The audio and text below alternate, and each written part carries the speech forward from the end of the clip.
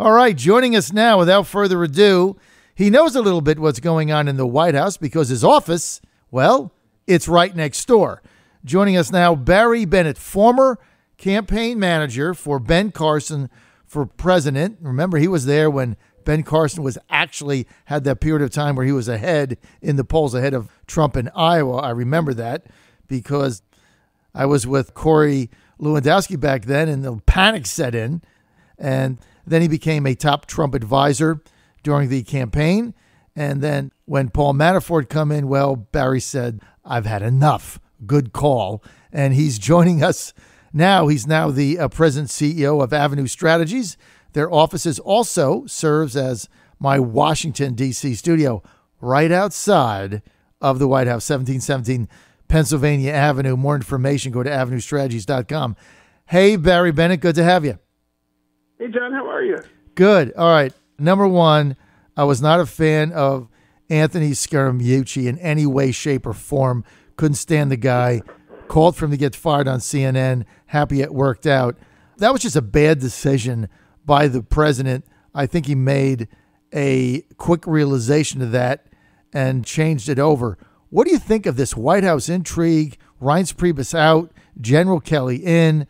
Give us your evaluation, Barry, of the whole thing. You know, I liken the Scaramucci to a situational reliever who was brought in to throw hard and high at the batter.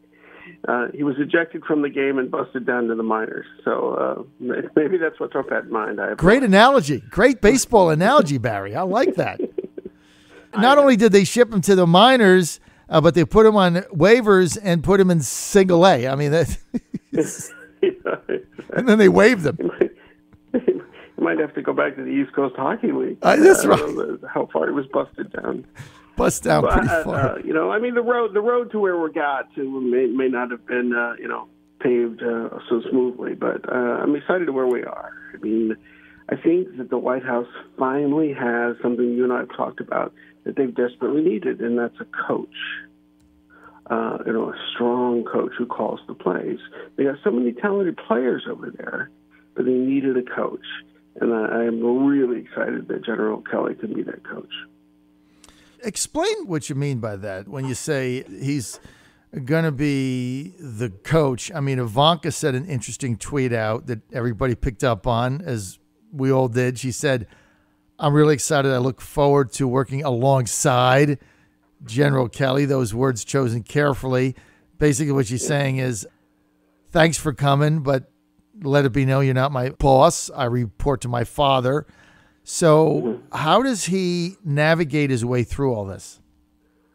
Well, I mean, I think that, there's only one way to be a leader of an organization, a political organization, and that is, strength, right? And so far, Trump seems to be listening to it, and the staff is, reporters tell me in the last, since Friday, that it's hard to get information out of the White House. Not only have the leaks stopped, but people have stopped talking, which is pretty amazing from where we were.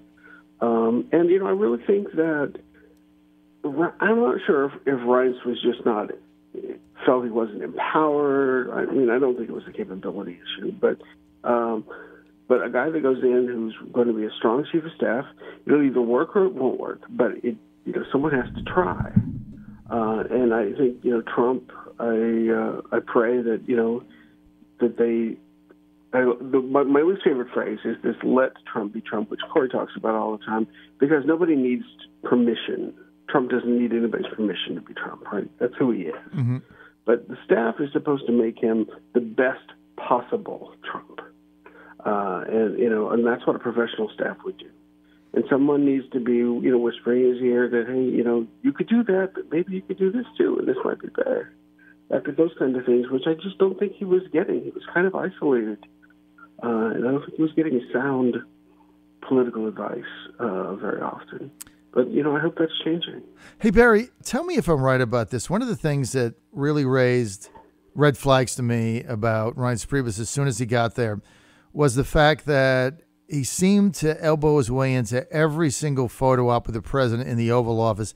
Anytime the president was there, Reince Priebus was there. Every time they went to a rally, Reince Priebus was getting on the airplane with him. That normally is not the function of the chief of staff. Normally the chief of staff is staying back, running the office, making sure the communication shop is running smoothly. Everything is going the right way. They manage legislative affairs. They don't go around with photo ops with the president.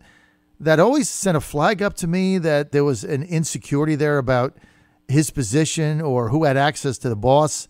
Mm-hmm. Am I right in assuming that if we don't see General Kelly doing that, that maybe he's got a better chance of being successful? What do you think? Absolutely. I think that, the chief of staff, the most important word, those is staff.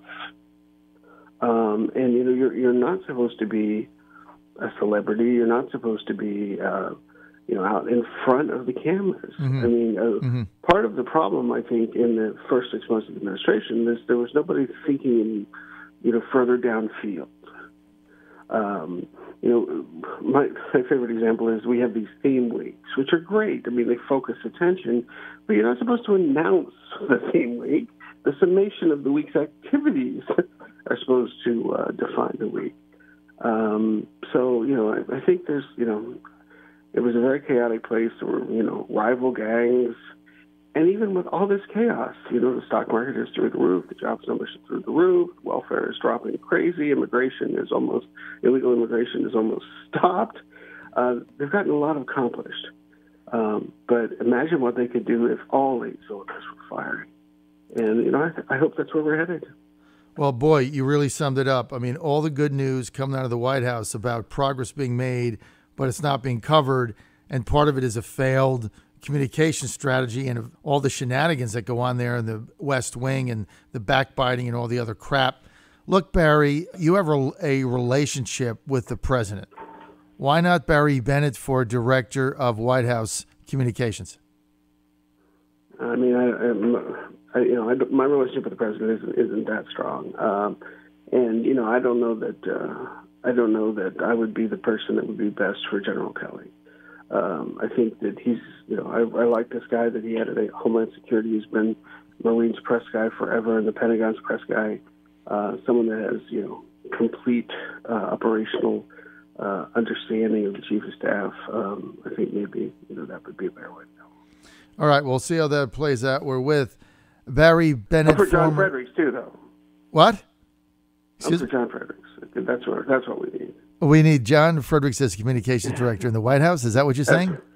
Absolutely. Oh my goodness! Well, that would be interesting, wouldn't it, Barry? Right? Then I could still come over to your office. Think of the truth flowing out of the building. It would be awesome. It would be awesome, wouldn't it? I'm not sure I'm on their short list. I probably am on their long list just to say that they can placate me because I complain about stuff all the time.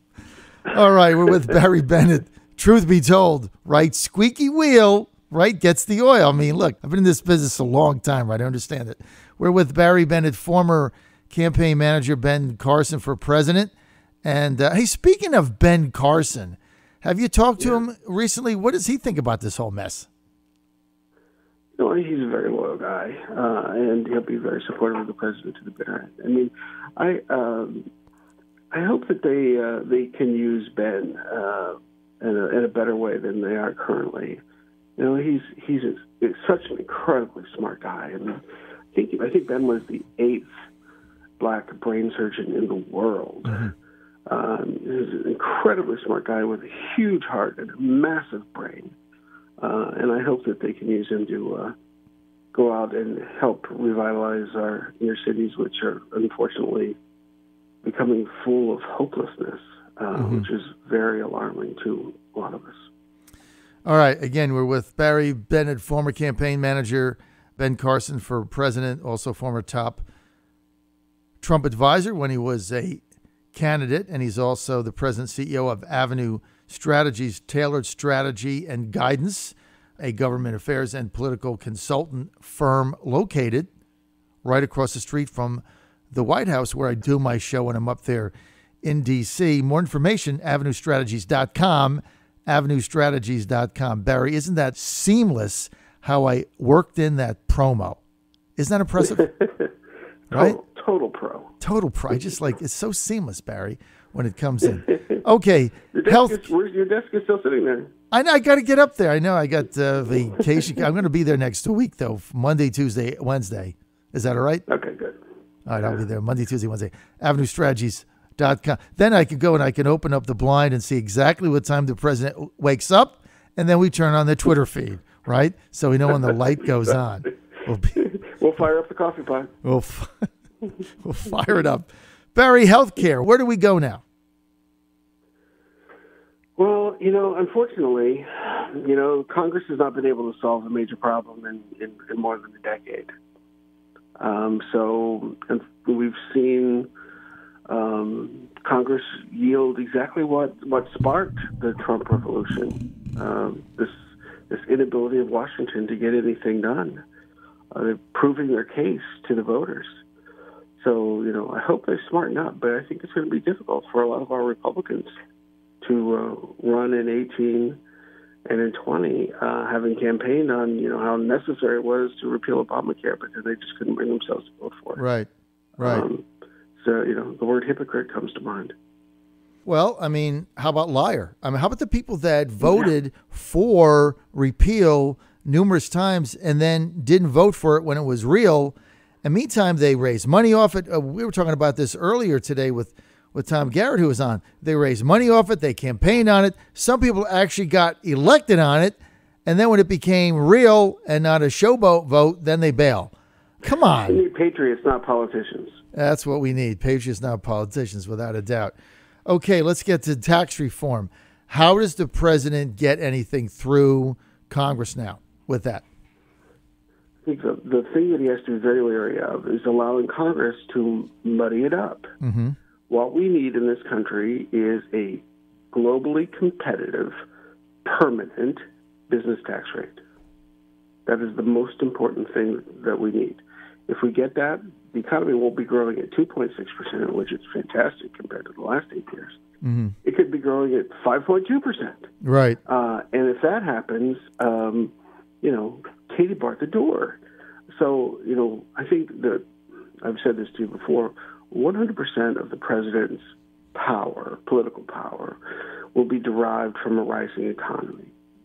If they can get a business tax rate that's globally competitive and long-term, so businesses can plan on it, what this economy is poised to do is nothing short of astounding. And if I were the White House right now, I would be out there. I would be at every factory gate where they've hired 100 people, high-fiving them on the way in. I would be at every dry cleaner in South Los Angeles that hires 4 people, thanking them for hiring people. This is all about jobs and the economy.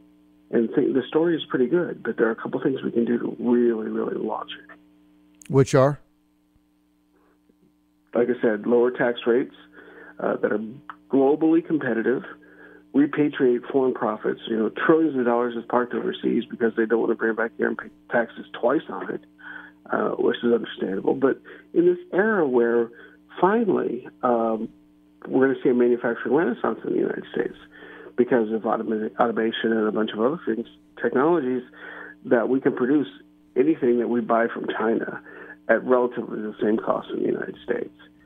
China doesn't have any resources. They're having to import all these resources, and as their average wage rate goes up and up and up, and automation lowers and lowers and lowers the number of man hours required to make a product, we can do these things in Virginia and Ohio and Michigan.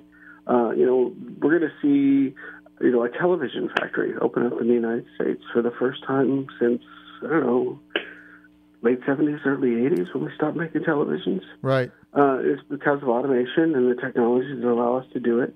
And if we can do that at the same price as China, what is it that they can make that's cheaper than what we can make it with automation and not have to pay the transportation between the two? Well, look, I think you nailed it, Barry. There's no question. There's a lot of great things, results that we're getting right now out of the Trump administration, but tax reform and a big tax cut is the key element to getting the economy going. And I agree with you, Barry Bennett, 110%. This president is going to rise or fail, succeed or fail based on economic growth. And if he can get to 3.5% or 4%, it's going to be Katie bar the doors, no question. We're out of time. I want to thank Barry Bennett for being with us. Barry, former campaign manager, Ben Carson for president, former top advisor to the Trump campaign. What we have in common, neither of us could get along with Paul Manafort. We both have that in common. Barry got fired. They couldn't fire me because I was a volunteer. Otherwise, Paul would have fired me too.